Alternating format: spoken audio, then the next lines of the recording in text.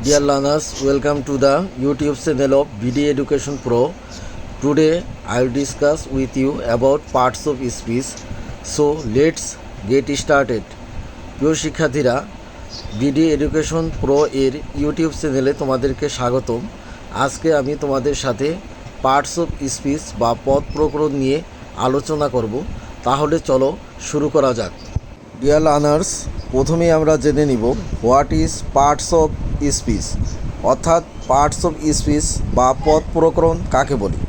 প্রিয় শিক্ষার্থী বন্ধুরা, তোমরা স্ক্রিনের দিকে তাকাও।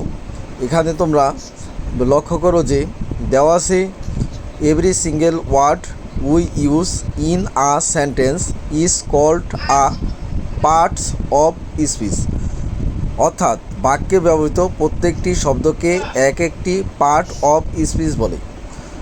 অর্থাৎ শিক্ষার্থী বন্ধুরা, যখন আমরা কোনো বাক্যের মধ্যে শব্দগুচ্ছ বা কতগুলো শব্দ ব্যবহার করি, তখন সেই বাক্যের প্রত্যেকটি শব্দকে এক একটি পার্টস অফ স্পিচ বা পদ বলা হয়।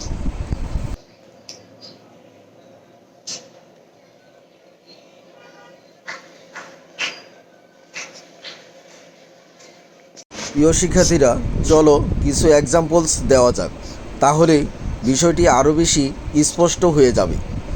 প্রিয় শিক্ষার্থীরা, তোমরা স্ক্রিনের দিকে তাকাও। এখানে তোমরা দুইটি বাক্য দেখতে পাবে। বাক্য দুটির প্রথমটি হলো করিম ইজ আ গুড বয়। এই বাক্যটিতে করিম ইজ আ গুড বয়, এখানে 5টি ওয়ার্ডস বা শব্দ আছে। এই 5টি ওয়ার্ড বা শব্দ পাশাপাশি বসে একটি বাক্য গঠন করেছে।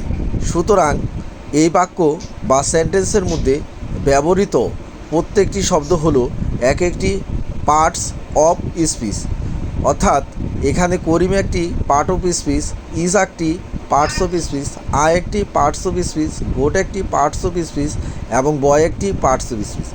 প্রিয় শিক্ষার্থীরা, তোমরা দ্বিতীয় বাক্যটি লক্ষ্য করো। এখানে দেওয়া আছে হি গোজ টু স্কুল।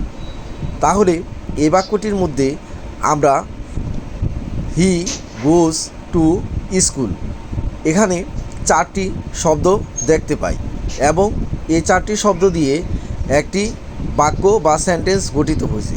সুতরাং এই বাক্যের মধ্যে ব্যবহৃত প্রত্যেকটি ওয়ার্ড হলো এক একটি পার্টস অফ স্পিচ। আশা করি ব্যাপারটা বুঝতে।